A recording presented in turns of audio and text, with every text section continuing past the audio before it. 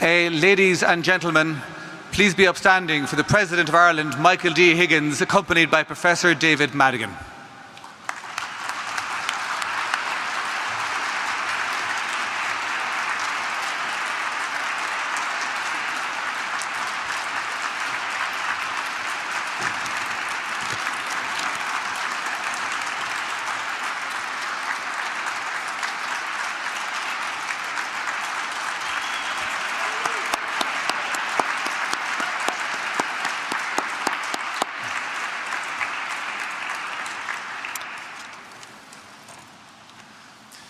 Welcome everyone to this wonderful occasion here in this very special place.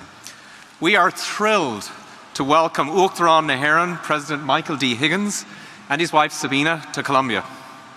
There are deep and abiding ties between Columbia and Ireland. At the present time there are 10 Irish-born faculty members here at Columbia, including myself. Countless faculty with Irish roots and connections and interests, and of course hundreds of Irish students scattered across the 18 schools of Columbia University. We recently hosted a visit by the Provost of Trinity College Dublin here at Columbia, where we announced a dual degree program with Trinity College. So the students in the program will spend 2 years at Trinity and 2 years at Columbia and receive degrees from both institutions. We've just admitted the inaugural class into the program and we received extraordinary applications for the program. More generally, a program like this is about as close a bond as two academic institutions can forge. We really are joined at the hip. This is a time of great social change in Ireland, change for the good, and a time of great optimism. We recently had a visit from Tánaiste to Simon Coveney here on campus. We had a packed house while he discussed the challenges associated with Brexit, and these challenges are certainly real and very significant for Ireland. But the good news is that the country right now possesses extraordinarily talented and inspiring leadership, both in the Taoiseach, Leo Varadkar, and in the amazing Michael D., as he is fondly known in Ireland, the President. I remember the night that President Higgins was elected.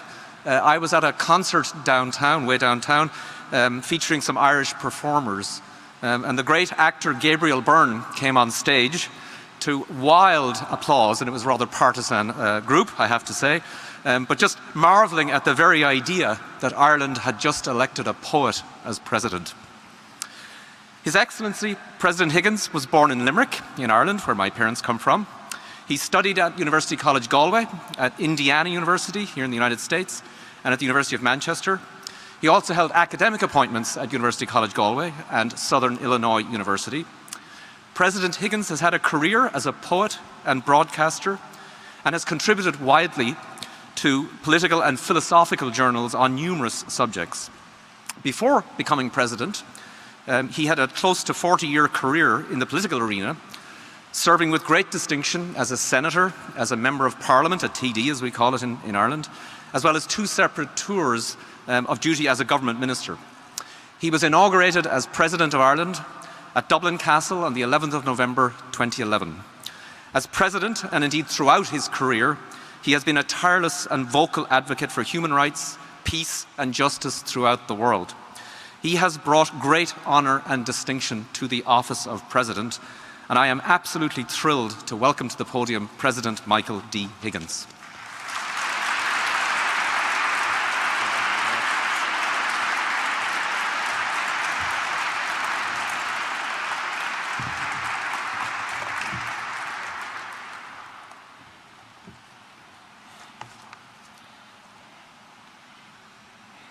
May I begin by thanking you, Professor Madigan, for your kind introduction. I'm accompanied here by a number of distinguished Irish people in America, the Irish Ambassador to the United States, the Irish Ambassador to the United Nations, the Secretary General of the Department of Foreign Affairs and Trade of the Secretary General of my own department, and many of those who work very closely with me. It is my practice to speak not in a token way in the original language of our people, so forgive me for a moment if I say in that language how I feel to begin with. fit ó firkin áhasam, ven shalif agus shansam, ve goheaks na halskulje kun na hover sha, a memwyd a flé a kiri lib. Is Kamalashin got a mile buikas asach an firkin folsha, a dara shiv rom hain is Revma van Kela. I'm very pleased at any time as a former university teacher to be in a university. It encourages me to remember, and I think remembering as an active verb is very, very important. I also am very conscious of some of the distinguished people from Columbia that I have met in the past. I had the privilege of being a close friend of, I knew very, very well Miguel de Scota Brockman, former Foreign Minister of Nicaragua and President of the General Assembly of the United Nations, who is a graduate of Columbia University. And also, of course, the different times I had the privilege of being and having conversations with the great and wonderful Edward Said. It's a great honor then to join you all here today in this, the oldest university in New York, one of the oldest in this country, one known not only for the contribution of its graduates to the formation of this state and to the United States, but also to the development of the cultural, social, and economic life of other nations. I should say I'm aware that I'm addressing you on the anniversary of one of the most potent expressions of the great upsurge in student and worker activism that swept the United States and the world during 1968. Nearly 50 years ago to this day, the students of this university commenced a strike and a series of occupations in protest against the association of this institution of learning with a weapons research think tank, and also against racial discrimination. The then Dean Henry Coleman was, as many of you will know, held hostage for a day, and later gracefully wrote letters of recommendation for his would-be kidnappers. I can reassure Professor Madigan that I will not be recommending a repeat of the endeavor today, nor would I suggest indeed false imprisonment as a method of eliciting resolutions that are needed to resolve what are genuine concerns available to be dealt with by discourse in an academic community. And I was very pleased to meet the students who are on strike, who are demanding the right to be recognized. I myself am the founder of the teaching section of the Workers' Union of Ireland a long time ago. And indeed, I remember in ancient times in industrial relations in Ireland being served with one of those notices you could get at the drop of a hat from a judge, an injunction. I think I would urge the university, there is a right to join a trade union. Trade unions are part of the collective mediating institutions that we need to be able to bring us into new and complex times, collectively, economically, socially, and so on. And I do hope, Vice President, that you will be able to sit down and resolve this issue in a way that respects both our general human and federal and state rights.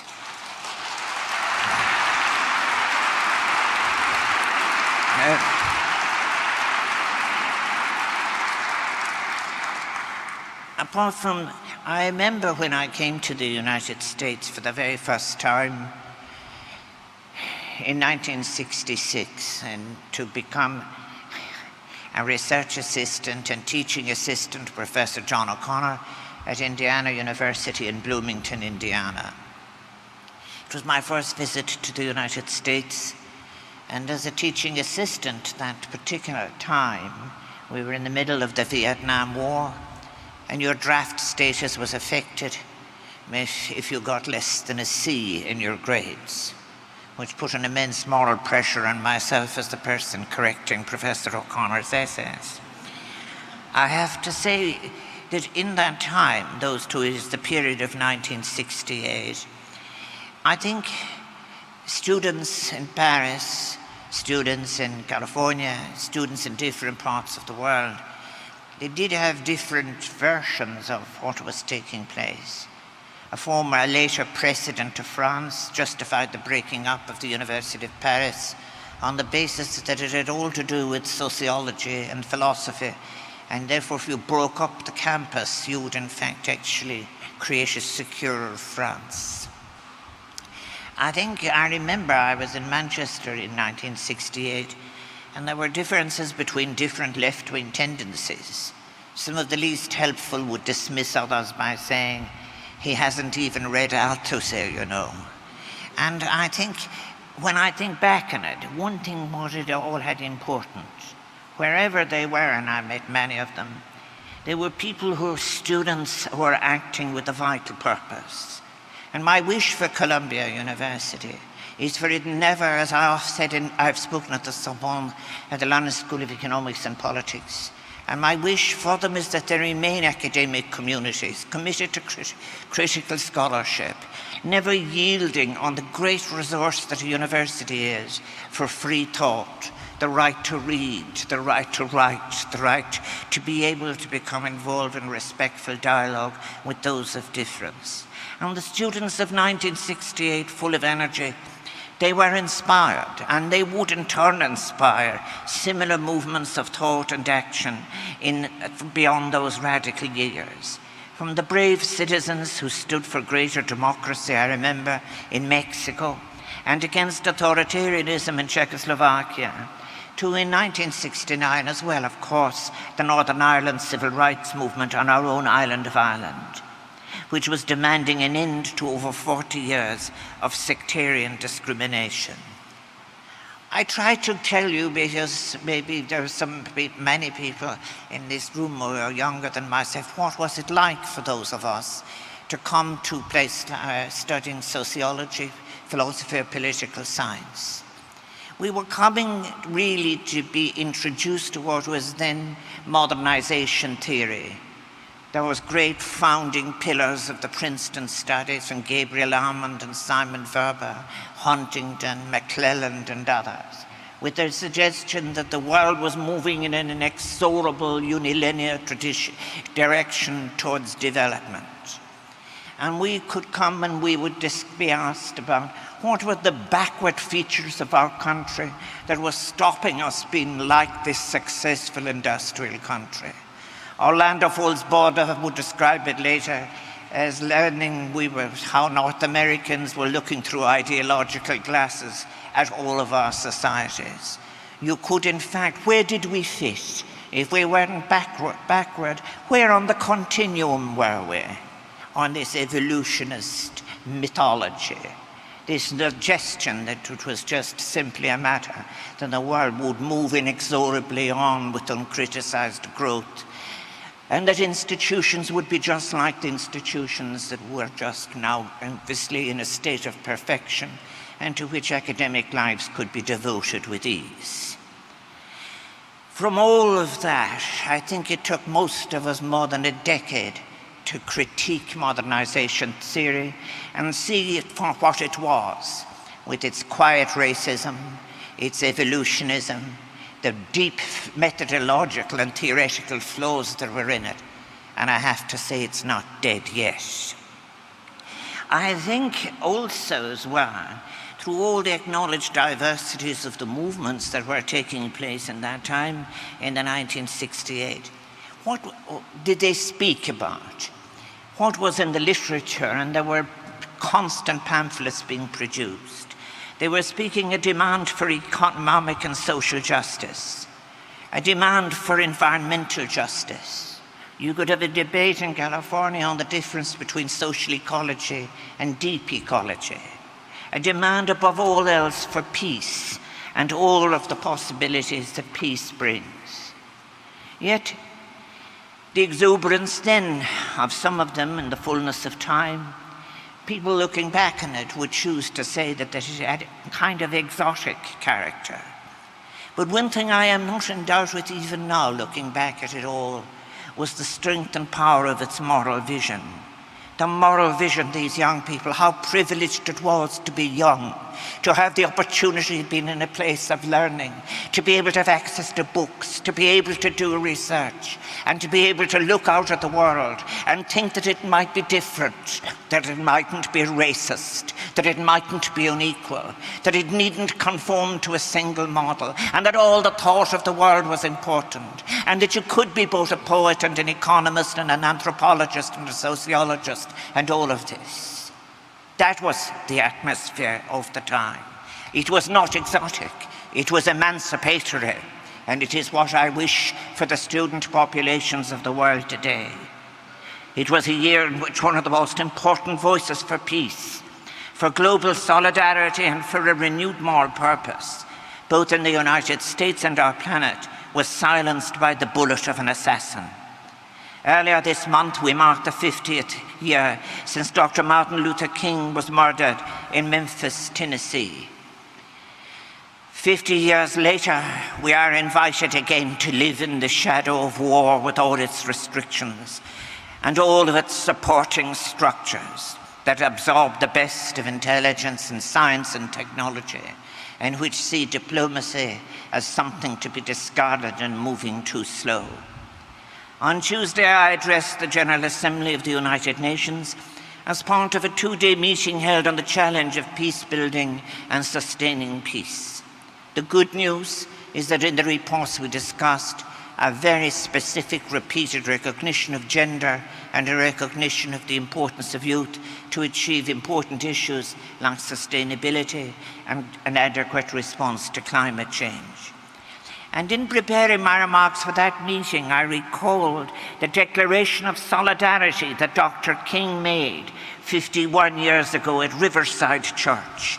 It is not 5 minutes walk from where we are today. For it was there that Dr. King drew together all the strands of the movement for civil rights and equality in this country. And he spoke of an enlarged solidarity with those who suffer injustice in other places. He was, of course, speaking of the Vietnam War. And how, when we think back on it, how can anyone think that they could ever have justified the bombing of Laos and Cambodia, non-participants in a war? And if I may quote Dr. King, there is at the outset a very obvious and almost facile connection between the war in Vietnam and the struggle I and others have been waging in America. A few years ago, there was a shining moment in that struggle. It seemed as if there was a real promise of hope for the poor, both black and white, through the poverty program. There were experiments of hopes and new beginnings. Then came the build-up in Vietnam, and I watched this program broken and eviscerated as if it were some idle political plaything on a society gone mad at war.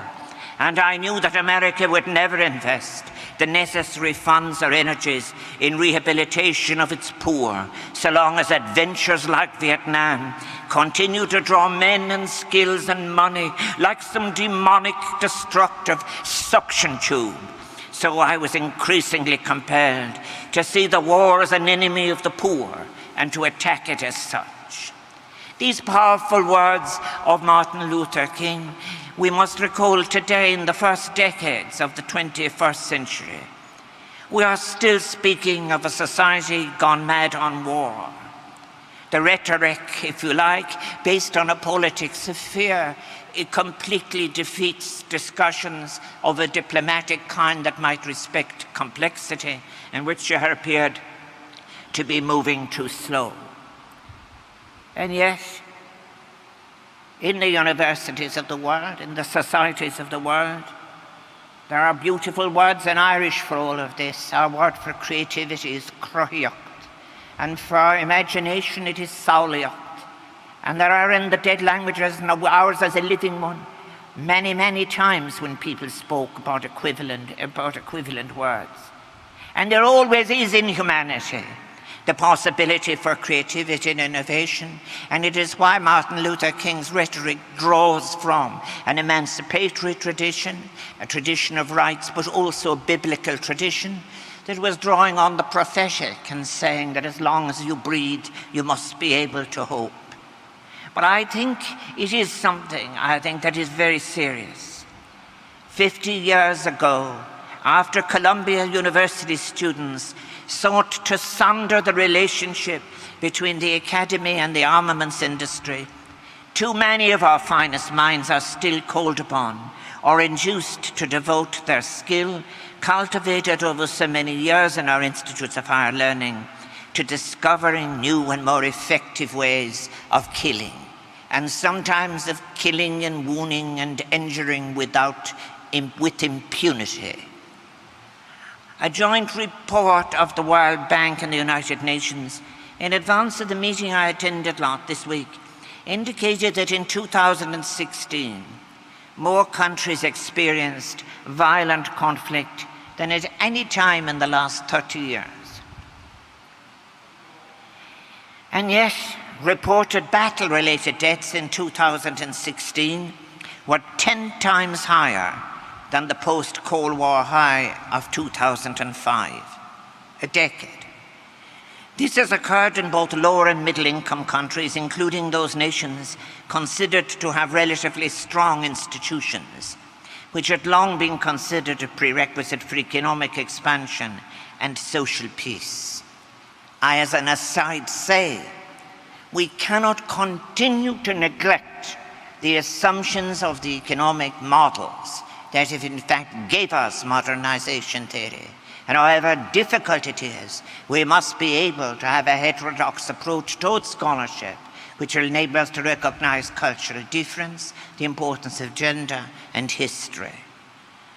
This surge in violence that I have referred to, a tenfold increase between 2005 and 16, can occur at the very same time as the internationalization and liberalization of capital and goods market, often referred to as globalization, and indeed debated and discussed in this institution with distinction. I think it deserves our attention. A globalization of trade, it might be, a globalization of awareness for ethical interdependence, it is and was not, nor indeed does it aim to be. There were, I think, moments, of course, when people genuinely did believe that this was so. Well-meaning liberal advocates of the universalization of laissez-faire in its day, such as John Bright or Richard Cobden, leaders of the Anti-Corn Law League of 1840s Britain, they foresaw a world of free trade and free capital markets as one in which swords would be beaten into plowshares and spears into pruning hooks as nations made trade, not war. They believed that, and I respect that they're believing in it.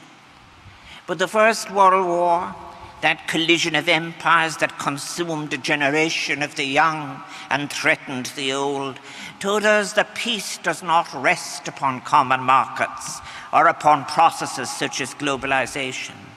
For did not that war begin during the previous high point in the interconnection of capital and goods markets?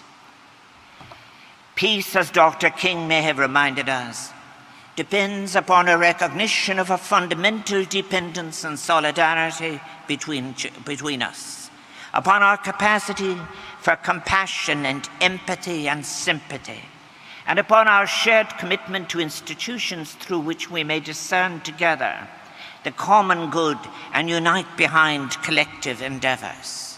In the universities of Europe today, how many from the philosophy departments are advising the prime ministers or advising governments? How many in any part of the world? And what does this tell? Something interesting.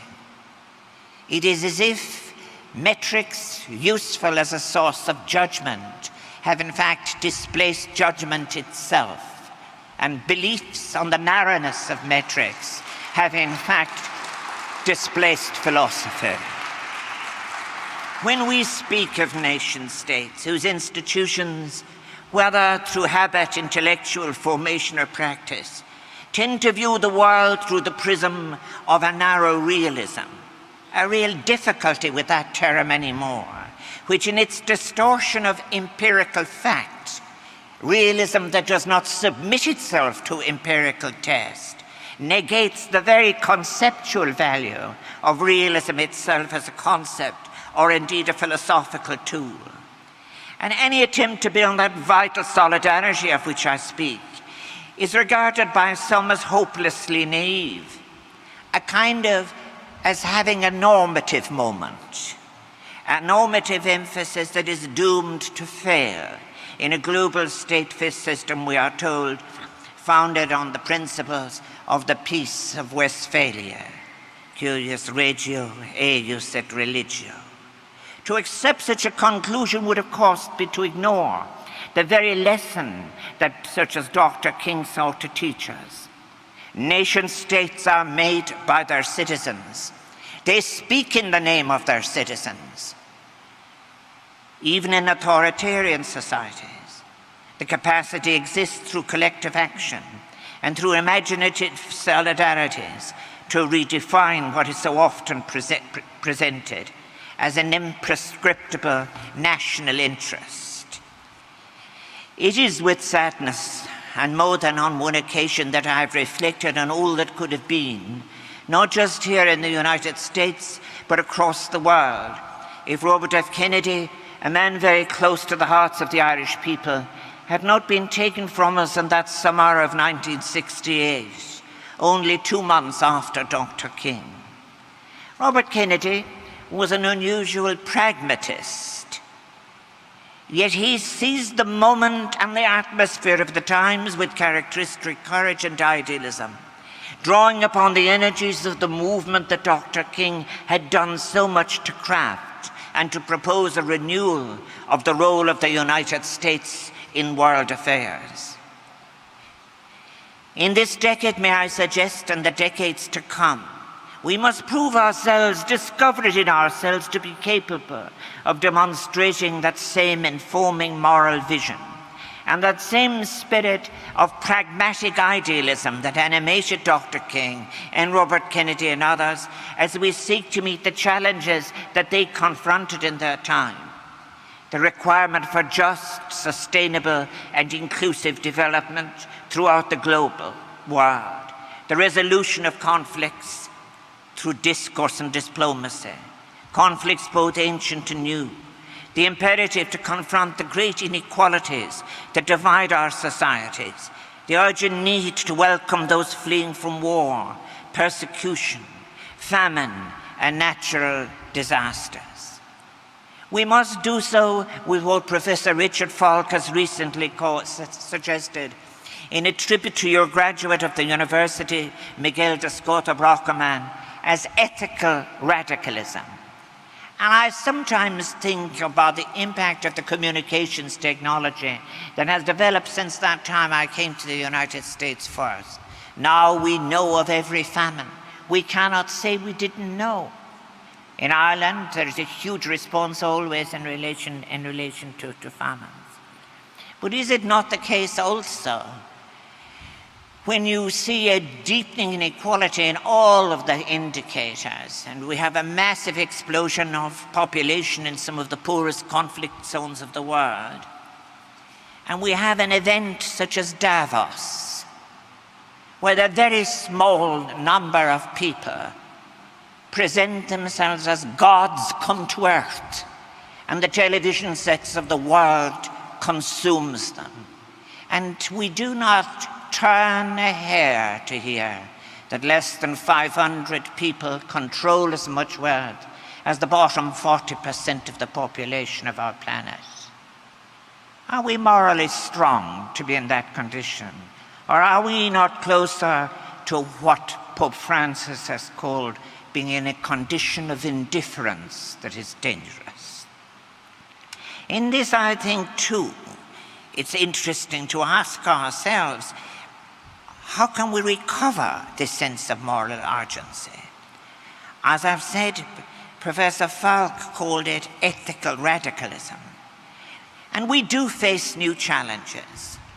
They were in the 1960s in the hubristic atmosphere in the Faculty of Modernization Theory and out in the cafe shops.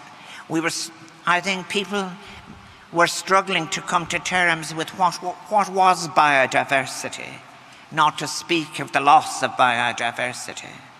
The implication of the changes to nitrogen, phosphorus and sulfur cycles, the catastrophic effects of climate change brought about by the accumulation of greenhouse gases in the Earth's atmosphere. They have arrived on our doorstep now, not to be ignored. And these neglected challenges of the bad models in economics and of the broken connection between ecology, economy and society, they are now global in the scope of their threat, and they can only be met by global solutions, coordinated in the only global institution capable of representing the majority of the peoples of the planet, the United Nations. And was it not then, and is it not now thrilling to read the declaration contained in the opening lines of the preamble of its founding charter? We, the peoples of the United Nations, determined to save succeeding generations from the scourge of war and to promote social progress and better standards of life in larger freedom. In larger freedom. It will no doubt be familiar to an American audience as it reflects inter alia the four fundamental freedoms to which President Franklin Delano Roosevelt committed the United States in his State of the Union address in 1941. He said, "In the future days, which we seek to make secure, we look forward to a world founded upon four essential human freedoms. The first is freedom of speech and expression everywhere in the world. The second is freedom of every person to worship God in his own way wherever in the world. The third is the freedom from want, which translated into world terms means economic understandings which will secure to every nation a healthy peacetime life for its inhabitants everywhere in the world. The fourth is freedom from fear, which translated into world terms means a worldwide reduction of armaments to such a point and in such a thorough fashion that no nation will be in a position to commit an act of physical aggression against any neighbor anywhere in the world. And these freedoms and rights required to be vindicated and secured, not just as civil rights, but as economic and social rights. And they were codified in the proclamation of the Universal Declaration of Human Rights in 1948, in the drafting of which another great New Yorker, Eleanor Roosevelt, played such an important part. In affirming the dignity and equality of all men and women on our planet, the Declaration stands as vital moral achievement. The United Nations, whatever its imperfections and mistakes, and they are many, is the only institutional space where all the nations, irrespective of site and background and history, might aspire to be present and to offer their views. Those early days, Erskine Childers III, writing about it, spoke about the atmosphere in the gallery of the United Nations and the whispers in the gallery as they discussed the prospects of peace and freedom from global poverty, and how a new world was coming into being, and their leaders were behind the signs announcing the new countries that had thrown off the yoke of imperialism. And later those leaders would write in their biographies of how they wept on their way home when they realized that the promises made were not going to be fulfilled. Julius Nyerere is a typical example. I realized they weren't serious.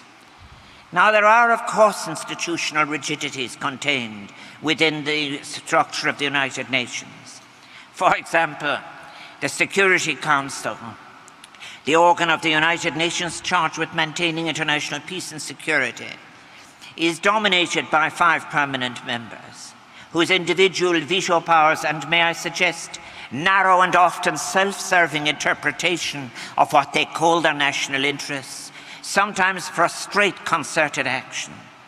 Yet, considering the scale, scope and reach and relative success of the United Nations peacekeeping operations, and Ireland has been at it for 60 years, at any time 1,000 Irish men and women keeping peace in different parts of the world, the Security Council has sometimes been able to be moved in terms of general interest. It is worth the attempt and even the occasional success. It is the General Assembly in which at its best the aspirations of the peoples of the world are most fully represented. It was in that form that the newly free nations of the colonial world came, after a long and unremitting struggle for independence in different forms, national liberation from old empires, to take their place in the councils of global affairs. And you know, at that particular time, Erskine Childers, who worked at the United Nations, spoke about how it was done in Africa. The flag of the old empire, which was in a football stadium, the lights would go out so that you wouldn't see the imperial flag going down. And then the new flag went up, and the BBC would comment, a new country joins the ranks of free nations, free to make its own mistakes. And for that, Erskine Childers was fired from the BBC for checking that comment. In the atmosphere of the Cold War, of course, the newly free was sometimes dragged into, subsumed into the rivalries of the two blocs, condemned to be proxy battlefields upon which the two foes projected their considerable power. And as I'm speaking in Columbia University, it was very interesting about scholarship. All the anthropology could study how backward societies structured their disputes. And then the anthropologists were all either came home or were sent home. And suddenly in the new regime, should you use anthropology for peace? No. Anthropology for new and different forms of cultural development? No. I think I so recall those proxy battlefields. I was a member of the Irish Parliament, as you have heard, during the 1980s. I so draw attention of the Irish people to the subversion of the fragile democracies of Central and South America. I was in Salvador in 81, writing about the massacre at Morazán. I was observador uno to the proceso and the plebiscito in Chile, where Pinochet sought to remain in office for life. And I was appalled too when the Soviet Union deployed its armed forces to crush the Prague Spring. And I think too often how, in fact, actually those destructive statisms of some of those countries have devalued what were very genuine and progressive alternative views of economy and indeed of socialism. But let us recall that Vietnam and Afghanistan both suffered terribly at the hands of both the United States and the Soviet Union, each one in the one place and the other in the other, seeking to deny the other a falsely perceived strategic advantage. The end of the Cold War brought with it the opportunity of renewed international cooperation. The atmosphere was heady. The possibility of finally acknowledging unfair trade, odious debt, great poverty, inequality, an opportunity of addressing global environmental degradation and its deleterious effects on the ecology of our shared and vulnerable planet. With the peace dividend that would now emerge, enabling us to devote the resources and energy that had been diverted to arms production towards a shared prosperity. Should that not be the mission still of universities and academies all over the world? The prosecution of a theory of interest by the most powerful, a loss of critical capacity at analytical level, a pressure for even the academy itself to belong within an uncritical neo-utilitarianism has made moral reflection within the academy seem reduced now to the level of a tolerated exotic indulgence. And thus Pope Francis can speak of a cultural indifference. And it is built on an impotence, somehow or another sourced originally in vulnerability, that leads to a kind of fatalism, that you can do nothing but let the roof of your house of the world fall in. Yet there have been extraordinary successes upon which we must pin hope, ones that we can build on. The United Nations Framework Convention on Climate Change, the Convention on Biological Diversity, and the United Nations Convention to Combat Desertification. They stand as expressions of practical realism, practical global solidarity. representing not only the three great achievements of the Rio Earth Summit of '92, but the primary vehicles through which we will organize our efforts to confront the environmental threats that face humanity in this century. The Millennium Development Goals, and as everyone at this stage found words too troublesome, they would always be referred to as the MDGs.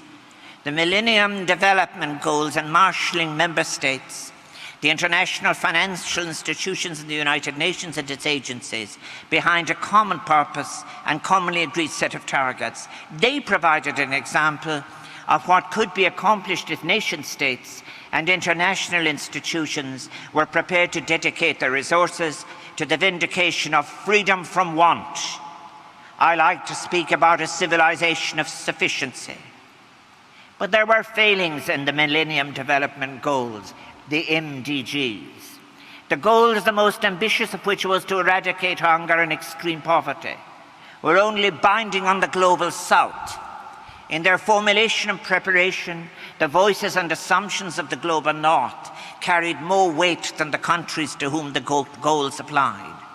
The collectivity of the ghosts of modernization theory were powerful.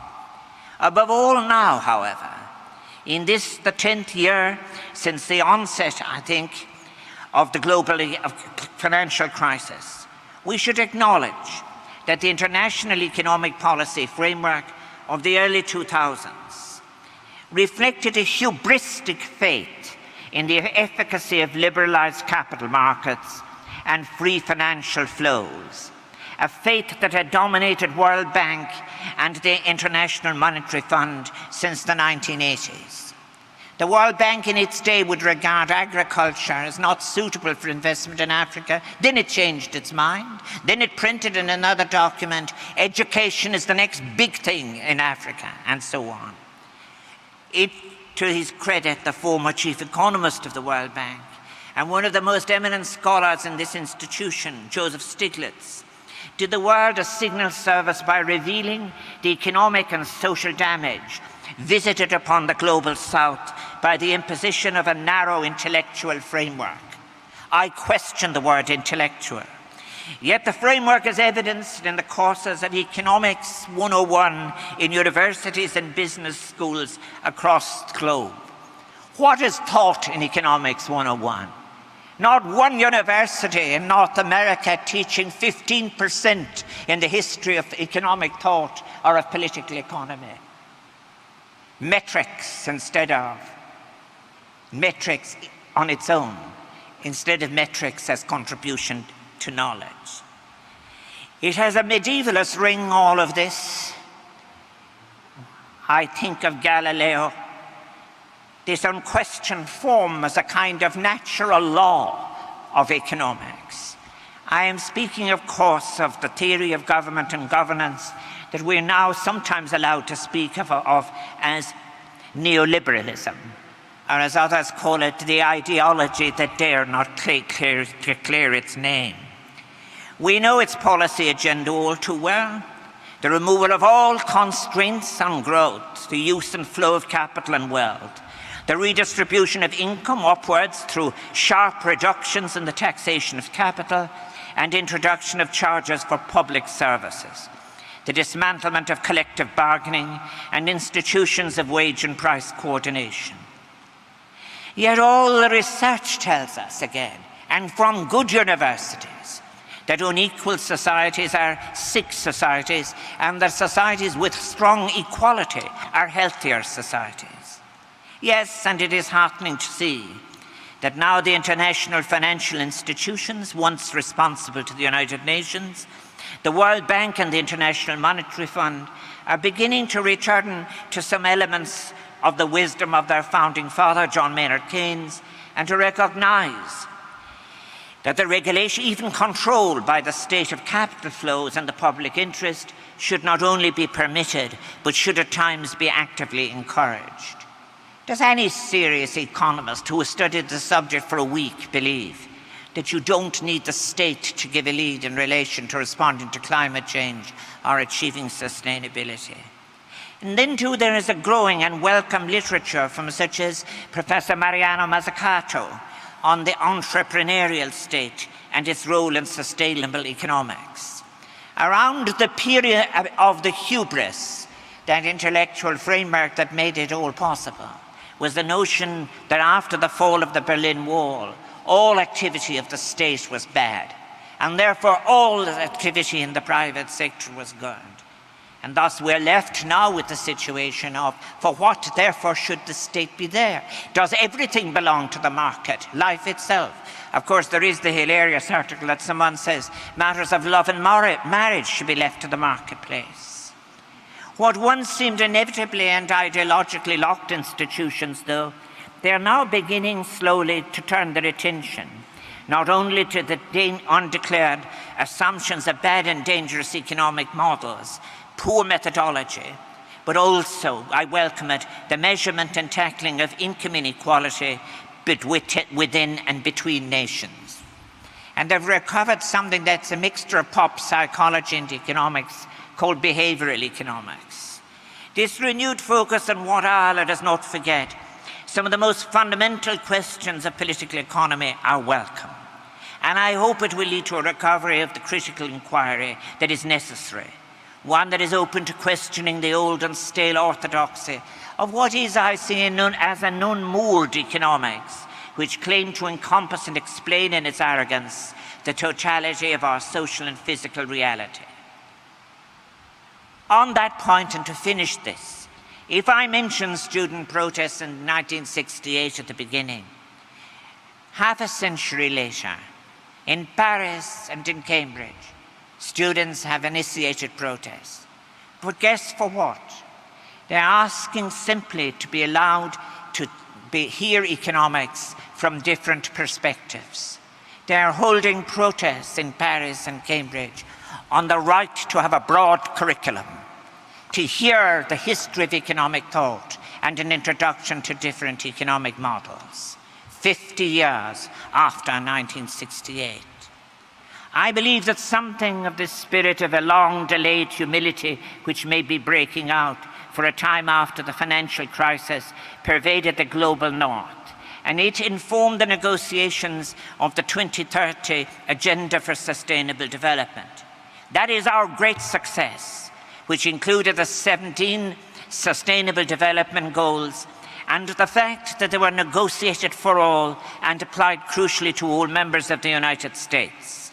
The agreement of the 2030 Agenda by under 93 nation states here in New York in September 2015 was a significant moral milestone, a departure for our planet, representing the shared resolution after all I have been describing, the nations of the world to attempt again through shared action to end poverty and hunger, combat inequalities in income and opportunity and gender, to build peaceful, just and inclusive societies, reverse environmental degradation, create conditions for shared prosperity.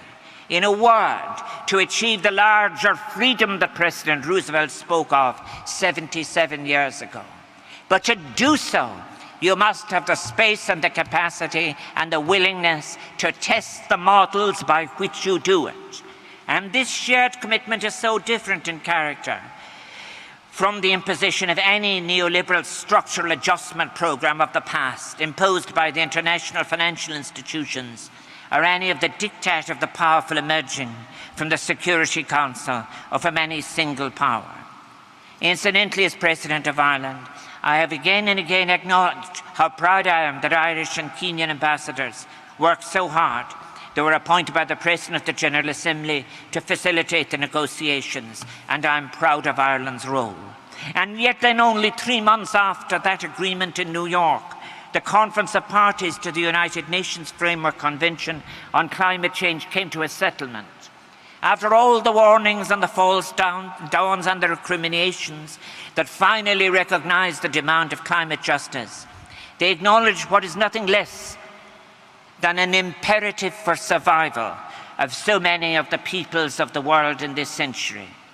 The global target agreed at the Paris Climate Conference, drafted in a crisis, yet even if the objective of limiting the global temperature increase to below 2 degrees Celsius above pre-industrial levels is achieved, communities throughout the world will suffer terrible and unpredictable consequences. I spoke to some of them last evening. I speak to others this evening. Let us recall that the parties pledged to pursue efforts to limit the temperature increase to 1.5 degrees Celsius above pre-industrial levels. If we listen clearly to the advice, and may I say the warnings of the overwhelming majority of the scientific community, we must acknowledge that an additional 0.5 degree Celsius will have an enormous impact in terms of the reduction in crop yields, the severity of heat waves, disruptions to the water cycle and the oceans, and of course to the sea level rise. We must also acknowledge that there is some scientific debate as to whether we have as a species emitted so much greenhouse gases that we have effectively condemned ourselves to a 1.5 degrees Celsius warming. But fear of failure should not dissuade us. It must spur us into action.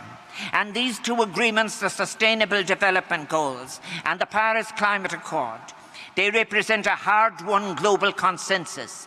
They are a success for diplomacy and the means by which we shall in this century be judged and measured as to our success or failure are those tests. They have the possibility of being the twin pillars on which a more peaceful world can be built, not only by preventing the kinds of environmental disasters which have begat and still continue to beget conflict, but by offering the possibility of realizing the global solidarity and its delivery into policy, of which Dr. King spoke 51 years ago.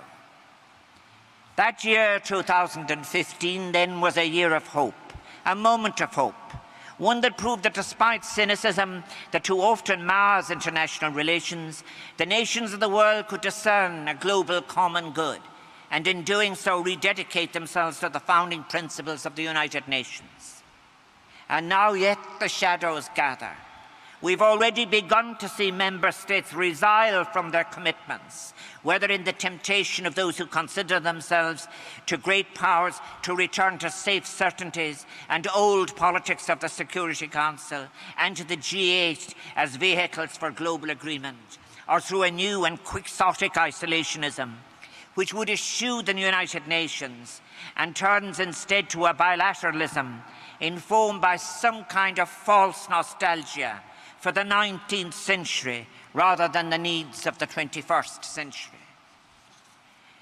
We, I think, in relation to Ireland, we have been making some progress. I think globally, in 2016, as we thought of what we had achieved in 2015, there was one good figure. Military expenditure was 2.23%, the lowest since 2000. Far below the Cold War heights of 6%, thus presenting the possibility that our intellectual and material resources could be mobilized for a new agreed purpose, not to fan the fires of war, but to cultivate the possibilities of peace. Féideartaí Síochána.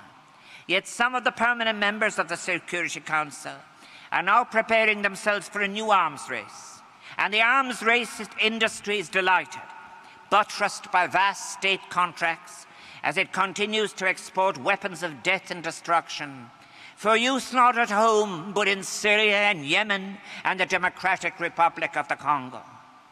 Let me be direct. It would be easy for me to merely criticize the intention of the United States to withdraw from the Paris Accord in 2020, the year in which its targets, which include commitments to large sums for climate adaptation in the most vulnerable parts of the global south, are activated. And yes, that is a great disappointment for the entire global community, that a founding member of the United Nations, one which did more than perhaps any other to inflect the organization with a characteristic spirit of democracy and daring, should now be turning away. There is, however, and it is my final point, a more insidious risk to our shared global commitments, whether they were made in Paris or whether they were made in New York. It is that we, and I speak here of the global north and of my country, if we were not truly authentic in our words. Now, Rira's words ring in my head. They didn't mean it. and that maybe it can be suggested we did not intend to take the difficult and necessary sacrifices demanded of us over the next decades. And some feel that we shall not sanction the substantive change to the global political economy required by the promised new global solidarity.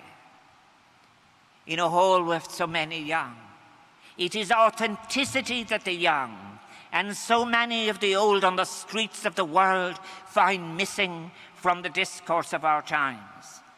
And they so easily see behind the spectacles that are contrived as substitutes for agreements, that are thrown where words that are thrown out of context and out of commitment to get the slot in the news.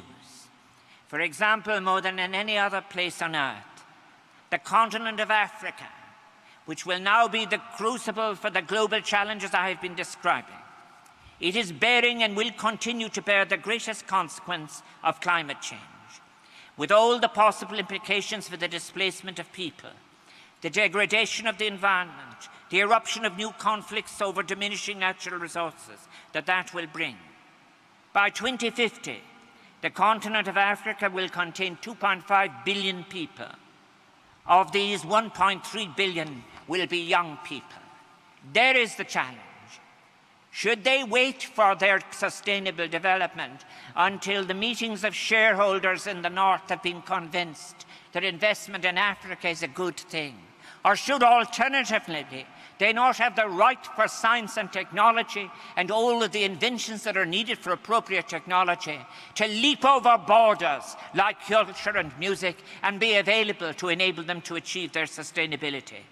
By mid-century, Africa will be the continent of the young, over 40% of the young people of this planet residing there. We must not be trapped into seeing this as a threat. It is in fact an opportunity. And when it is seen as a threat, perhaps by some of our European partners, it is that they are still informed perhaps by the prejudices of a fading but still present colonial superiority complex. With so much human possibility, Africa has the potential to be the continent of promise and innovation and opportunity in our 21st century. One that will carry so many of the hopes and the dreams and the ambitions of a shared planet. A continent where a new symmetry can be recovered between economics, ecology, ethics and solidarity. Built with science and technology, acknowledging cultural diversity. And it can be delivered with humane purpose from which we will all benefit. These hopes can only be realized if we stay true to the commitments we made to one another in those months of 2015. If we are to be authentic, it will require a convergence of vision between the institutions of the United Nations, the member states, organizations of regional cooperation, and if we are to be serious about it, the Bretton Woods institutions, including the World Trade Organization. Authenticity, respect for diversity, gender equality. These are the gifts of language our world needs. Can that inevitably, I think, surely the achievement of the Sustainable Development Goals and the Paris Climate Accord should guide any attempt also to renew the Doha round into which is taking place in great complexity. And may I suggest the diplomacy that we have been speaking about now and at the United Nations there cannot be a different diplomacy for the Doha round. If you were to say that, you are speaking with forked tongues. The diplomacy that carries the moral conviction of the General Assembly and the United Nations decisions must be the one that is at the heart of the diplomacy of the Doha round. I think that this is, of course, what happened in relation to the Millennium Development Goals. That is why they fell short. I think so. We must not either allow our gaze to be distorted or exhausted in the considerable quantity of rhetoric being expended on what are considered to be unfair or inimical bilateral trade imbalances between wealthy nations. A kind of contest of the old ghosts of mercantilism. I think what we need now, everything I have said points to the necessity for a renewed international discussion surrounding the role of powerful economic entities, including transnational corporations. After all, we should remember, as a starting point in any reflections, that over 80% of global trade now takes place in value chains linked to transnational corporations, as the United Nations Conference on Trade and Development has estimated. And this is surely, even on its own limited terms, not the model of free trade that Adam Smith had in mind. It is much closer to the model of the economy proposed by Herbert Simon, in which most of the economic decisions regarding production, distribution, and exchange take place within hierarchical firms. Firms that now claim immunity, that now claim impunity.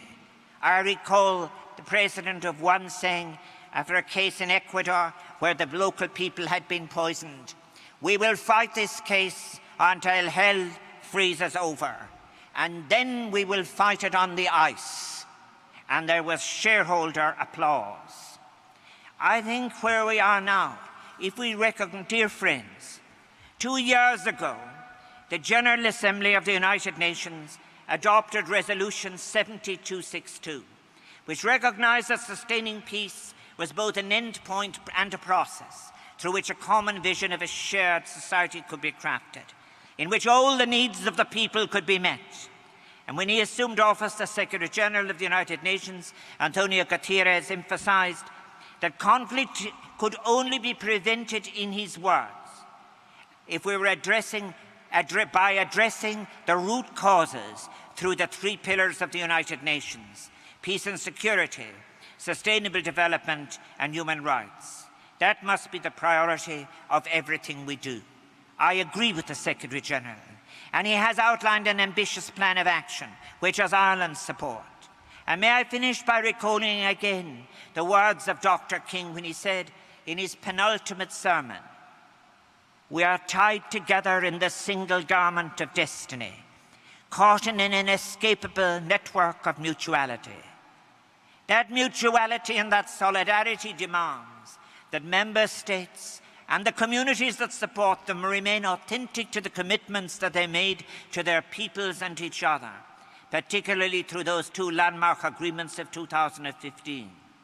And it demands that we summon up again the same optimism that informed the United Nations in its founding moment, and the same vigor, energy, devotion, and idealism that Robert Kennedy brought to his campaign for peace in this country 50 years ago.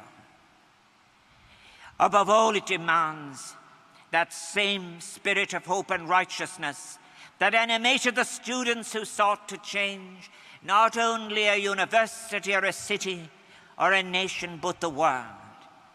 And may they of a new generation, future generations, succeed in scholarship and practice, where often people such as myself have failed. And may they thus give meaning and authenticity to life and love itself. And may their world conform to the very best of their shared ethical, moral expectations in life for all of our global citizens. Míle buíochas, Gramaki, thanks.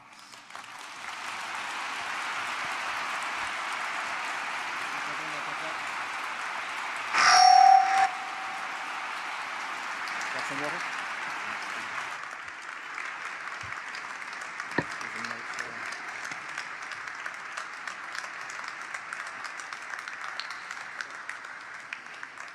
Thank you very much, President Higgins, for those extraordinary remarks. We have some microphones and it's open for questions. We have about 10 minutes. I look forward to that. And before I do so, say it's appropriate that I'm accompanied, representing the Irish government, by the Minister for Children, Catherine Zappone, who has been with me at all of these meetings. Oh, there she is there. Okay. Representing the generations that will win, yeah. We start on this side. Hello, my name's Patrick. I'm originally from Armagh. I'm a student at the School of Journalism, and I thank you for coming here today to speak to us. It's been a great honor and pleasure. And given that you've spoken without any reserve on our global economy and what you spoke of as neoliberalism, I wonder what you have to say to Ireland's sorry, excuse me, rate, rate of corporate income tax and how low it is in comparison to other European nations. Thank you. Yes, I think that the issue of tax is one that is an unavoidable moral issue. You're speaking specifically about Ireland's corporation tax, I presume. I think there are a couple of things about it. I think it's an issue that Ireland will address, but Ireland will address it in the context, of course, of how others are treating it. You have, for example, the way that tax actually falls on a company and on profits. And then you have all sorts of hidden assistances which other countries have, which give you in a kind of a very artificial figure. But it is one of the most important issues. I actually begin, however, as you can see, you've said I'm speaking explicitly about what I call corporate impunities, the corporations that simply belong nowhere. I remember when I quoted, for example, how the value chain is constructed now. Let's look at it like this. You could argue in Ireland, and a voter can ask Ireland where they stand in relation to the very question that you asked me as president, although I'm not involved in politics. Does the same accountability apply in the corporation? And the answer, it does not. Equally, I think, in relation to the new forms of international capitalism that we have in many cases, it's well worth looking at the different formations that are there in relation to capital that will find its way into productive activity, even using innovation technology, capitalism that will seek to fall on the world like a type of acid rain, which will result in property booms and so forth. So it needs to be looked at in its totality. And maybe you're right to ask me about it, because Ireland is important. We're not represented in that much in relation to companies that we have in Africa, for example. But the biggest scandal in Africa, without a doubt, is in relation to the extractive industries. And the industries, some of the places where you have the highest levels of poverty, where it would make a huge difference. You have elaborate arrangements between elites that are not representative, international corporations, and the abuse of extraction and extractive industries that are simply in their accounts, even in their home countries, don't tell the full story. But I'm totally, in myself, I believe, I don't think that I would win. I don't know how many people would win elections now by saying in favour that a decent society requires that people pay for the decent society. And that is the way it should be. I think as well, there's no doubt whatever in relation to what is happening, in relation to, it would take me too long, but one of the things that is very, very interesting, remember I mentioned about the abuse of metrics. One of these is in relation to employment economics, where you could say you have reduced the unemployment rate, but you have reduced the unemployment by creating a precariat. So if you have a massified precariat spreading across the economy, your figures can look good. Metrics are only useful in relation to when the context of their use is suggested, and the explanation as to how they are going to be influenced judgment made transparent. Thank you. Take on this side. Hi, thank you so much for coming to speak with us today. My name is Hania and I'm a junior studying neuroscience, and you spoke today a lot about ideals as presented by Martin Luther King or the Kennedys or even the United Nations as a whole. Yeah. And I was wondering, how do we incentivize in a growing global society where, as you said, many individuals operate with this condition of indifference? And what I was wondering is, how do you incentivize people to go for these ideals, or incentivize these ideals so they actually become a reality and not something that people are constantly striving towards as it pertains to things like girls' education in Africa or in Southeast Asia, or the water crisis that we're having in Cape Town right now? And what role should universities and students like myself and others in this room be playing in that process? Well, I think that Amartya Sen in one of his books suggests about defines equality as to be able to participate in your society without shame. And that's a fundamental. But I think one of the things in relation to, I don't look at, for example, the neoliberal aberration in relation to economic theory. It's built on a very strong assumption of individualism. And then as a social theorist and scientist to myself in many cases, you have to be able to discuss in the academic institutions how consciousness is created, how the self is formed. Is the self formed through a set of personal attributes or through engagement with the other, in what form, and so forth? And that's the importance of that. I do think, I'm not just saying it because just to be here in Columbia, but the university having the capacity to be a community of learning is terribly important. And not only a community, we're not sending sponges to the universities to absorb techne only. The university is a place of intellectual friendship, of intellectual discovery. People arrive at different appreciations of complexity at far different levels, be it in any one of the subjects or what else, and that has to be protected. I think the important point about it is none of the shortcuts are working. We know that the shortcuts, in fact, are disastrous. So it is a time for reflection. And that is why in Ireland I would have loved very much to see philosophy taught as a full second-level subject in the Irish second level, because the quality of the discourse and the reflection would increase. Thank you. So, Your Excellency, I really appreciate your sharing your insights about the recent state of globalization, about the state of the current corporate immunity, and I do have questions regarding that area.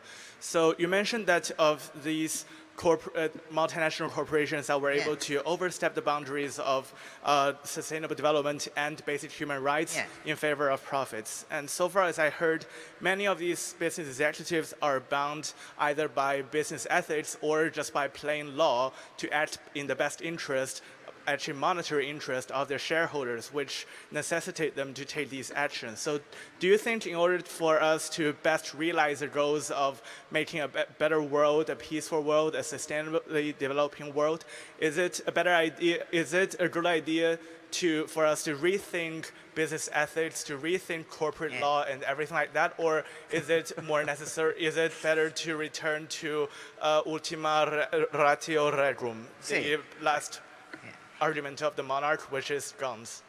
Well, I think that's you described the contradiction very well. But it is only an intellectual challenge to be able to combine, if you like, moral rigor and the distinction between effectiveness and efficiency, as we would discuss it in philosophy. But one of the things that's most interesting, as you say, is I ran an initiative on ethics. And you see, you must ask, why are we studying ethics? You see, many corporations, institutions, state and non-state and private, have protocols. The protocol is to ensure that you're not caught. But it is a very far distance from, in fact, actually have an ethical perspective in relation to corporate behavior. It is one of the hardest areas, by far, to make progress. It's far easier in the state institutions than in the private sector, because you have a separate regime of non-accountable punishments and rewards which can arise within the company itself. And you're right to mention hierarchy, I think, which is very, very, very important as well. If people assume that in order to rise you have to adopt a certain position, that is the difficulty. In the end, about it all, you know, when people speak about, it's about living as opposed to working, you know. When you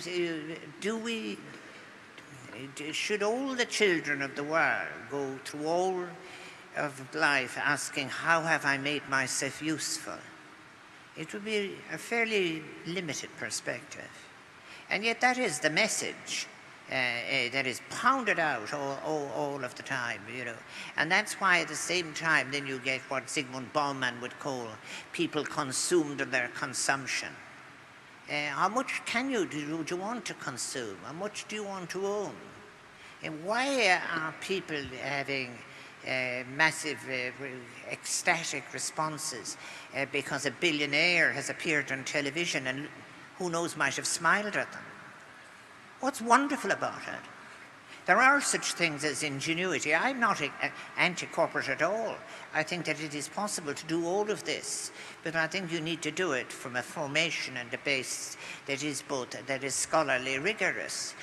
My critique, for example, of the economics I was with is simply that it's bad economics. I wouldn't teach it. I think it's just shabby, poor economics. And I think the Economics 101 is a very sad place in many of the universities. Many of the people, if you get you could come to an opinion. I mean, if I noticed that after people get the Nobel Prize, they get converted to seeing the flaws of Economics 101. But even when they have changed their mind on the economics, they still hold on to 101. And in fact, it's very strange. Thank you. Thank you. Hello, President Higgins, and thank you for coming. My name is Sam Meyer, and I'm here a junior at GS, and I'm an NCO in the Israeli Air Force. You spoke a lot about partnership, partnership in diplomacy, partnership in peace, partnership in many things in the world. As a generation that was kind of brought up to be leaders, and we should always try to be the best and try to be number one and take ownership of our destiny. How do we become partners? What's the number one tip that you can give a generation of leaders to enter partnerships? Yes. Well, first of all, may I say this? Thank you for your question. I actually think that the weakest literature in universities, right across the board, is much of this literature on leadership. I often look at, management institutes of different kind. Maybe in the year 2018, the 10 essential characteristics of being a leader. The following year, 2019, the 10 essential things to avoid bad leadership and so forth.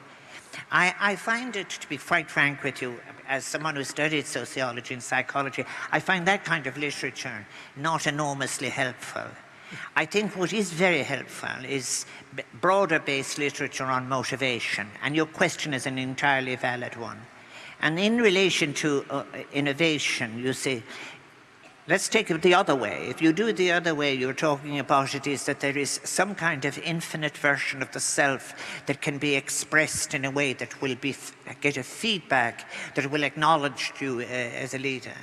The other way, of course, is that everybody who comes in doesn't come in with a blank page.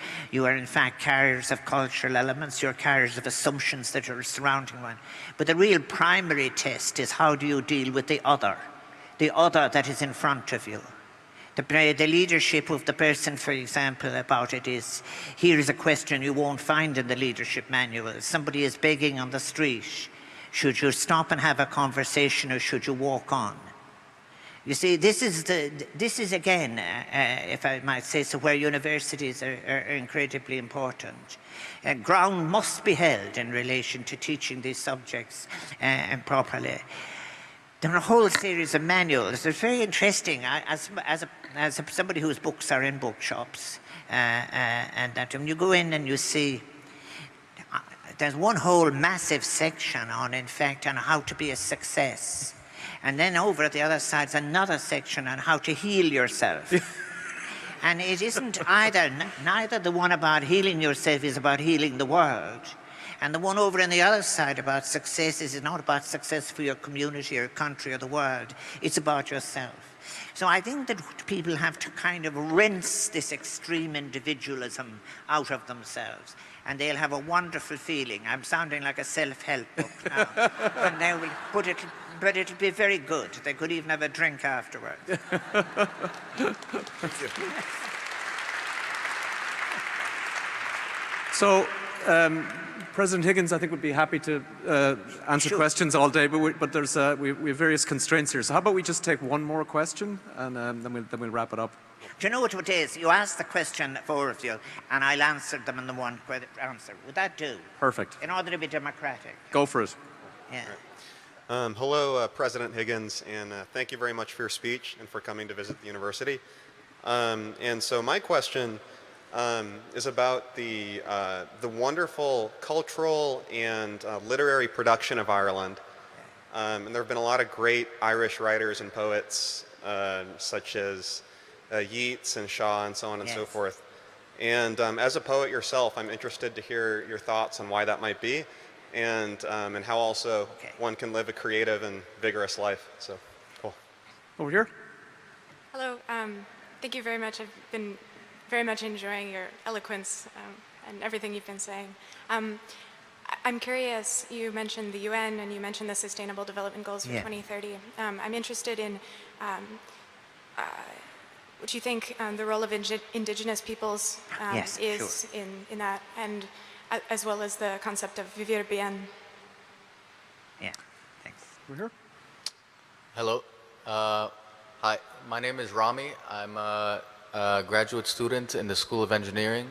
I'm from the Middle East, and my mother works as a minister in the cabinet of Egypt. Yes. My question to you concerns religion. Yes. So on one hand, I believe religion is, I mean, of course, a good in the world, brings good to people. And differences of religion among people is a virtue, and difference is a virtue. On the other hand, I believe that religion is oftentimes, it creates difference in a way that is unwanted. I believe it makes people not willing to concede to the differences of other people, to make them restrain from other people and the changes of the world and things like this. And I make a distinction myself between God and religion. And it's my opinion that God is a good and religion has some trouble when it comes to integration, when it comes to integration. Yes. Thank you. So. Hi, thank you for coming to speak today. My name's Noah. My question is, as an engineer, I deal a lot with different kinds of metrics, and that's sort of the basis for a lot of the work that we do. So how do you balance the need for having a technical understanding of these metrics and being able to apply them to do good in the world while also not abusing them and having that kind of philosophical judgment to go along with it?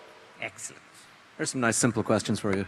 There are. I just need about a week, but it's good to. I'll take them. I'll take them in this order. First of all, in relation to the issue of culture, understanding Irish culture, a crucial part of it is, for example, the transition from the Irish language into the English language.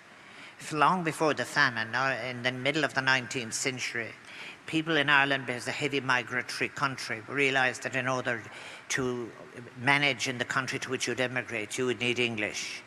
Now, you did have the Irish who came to America. In many cases, they had to acquire that and so on. But then what is very interesting is the adopted new language in the English language. If you take Yeats and even O'Casey and you take many others, is that Ireland went on to excel in this new language, but not in an imitative way, but rather by a kinetic way. They brought a new form of the language into existence. You have it in Joyce's version of the novel. You have it in John Millington Synge's Structure and Read to Theatre. It's very interesting. Eugene O'Neill, looking at the Abbey on tour in the United States, says this is the direction theatre is going in it. And it is quite global as well. And we're very pleased about that. But what is very, very important, I think, about it is the music, in turn, then. The music survived where the Irish language didn't. To some extent, the Irish language is still a living language now. But the music travelled across the Atlantic and went to the Appalachians, and it engaged with jazz elements. It engaged with other elements. So did dance. So it has engaged. The Irish culture has a very strong migratory core at its centre in every single form of the arts form. And you will find also in relation to the song tradition, the notion of exile and leaving, and that is there. But it's something that we welcome. But what is very, very interesting about it is when you kind of get technical language and people say we must encourage people to innovate and so forth. Creativity is there in its broadest sense. And the advantage of artists and others is that they are able to imagine what doesn't in fact actually is in front of you and so forth. And that's powerful. People have had to do that in conditions of poverty and in conditions of wealth. I think in relation to the indigenous question, I think it's very, very important. I was visited in a state visit I made to Peru by some indigenous people from Putumayo. but it is one of the things that is the great losses. I could give you an example, a practical one, which is in relation to, let us say, I've quoted it elsewhere this week, is in relation to Somalia.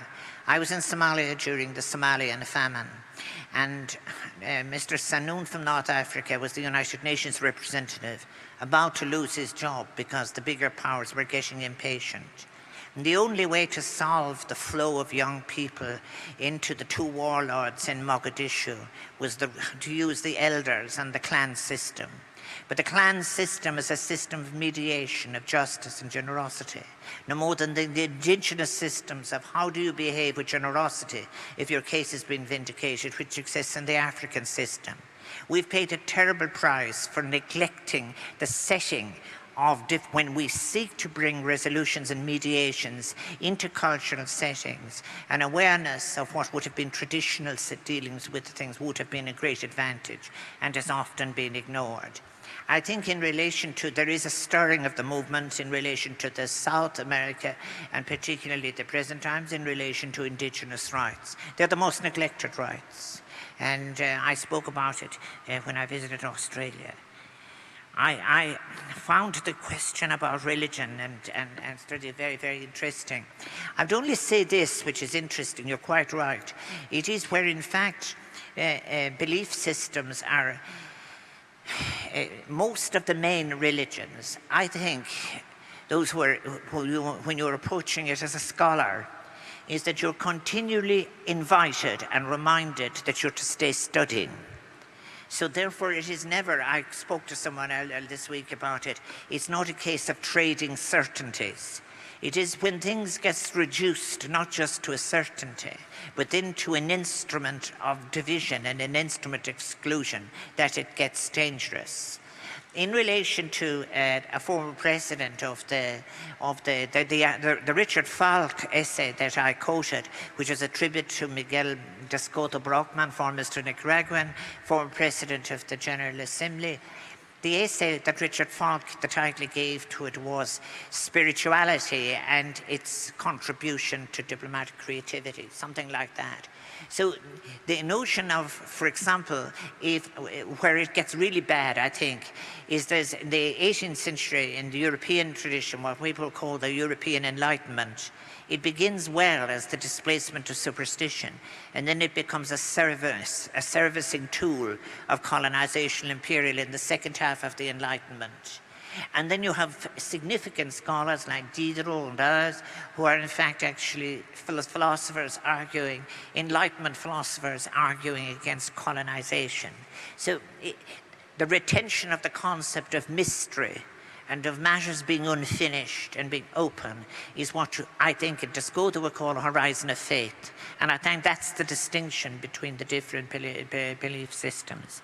In relation to the question about the Frankfurt School and Techne, and my remarks about metrics, it's very interesting.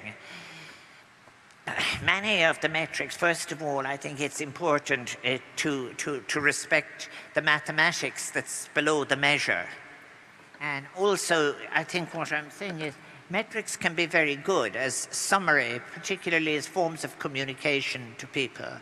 But here is where it can go wrong, is if you have it, it's rather like the business schools again. If it becomes organizational theory, if you're not in fact making it clear how the measurement is fitting your approach to knowledge and understanding, you end up in fact with a whole series of little dots that have been joined together, but in fact are missing the big picture.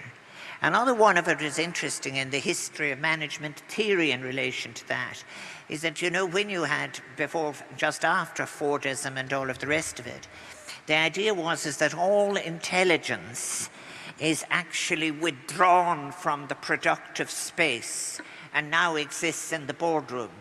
And then within the boardroom as well, you would get associate directors and you would get executive directors.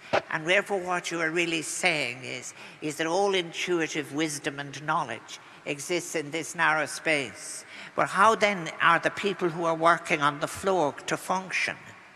And the suggestion would be, well, they don't need to know what it is that they're producing or doing. And that is one of the huge big shifts in relation to organization theory. Where it now is and where it is going is that we are going to have to redefine all of that. I'm writing a paper on the future of work for the ILO from Geneva in May or something like that. I have to do, but it's a baffling one. But the most important one, it arises in Marcuse as well in relation to that particular period when he's working as an assistant and he's dealing with this issue. This is my final point, but it is an interesting one. It is even in relation to the distinction between the contribution of the Frankfurt School in relation to neo-Marxist theory, that it wasn't only about expropriation or exploitation at the point of production, that it was about domination. And from once you had introduced domination, you were able then to deal with relationships between men and women, and you could deal with the gender issues. But also there was the other issue, which is very, very interesting in relation to sexuality itself. And that is about the relationship between two people as two full persons, and the gradual breaking down of, for example, full relationships to sexual relationships, and then the location of sexuality in different parts of the body. And this, in turn, which he was very well aware of it in the Frankfurt School, was how all this had been changed by the factory system. So therefore, you would in fact actually, therefore, even in our contemporary world, have suggestions that relationships that are full and satisfying have in fact to be in certain spaces of recreation that are defined by dominant cultures, open to advertising, and one becomes a slave to the technical rather than a liberator in relation to sensuality. Berbana, good luck.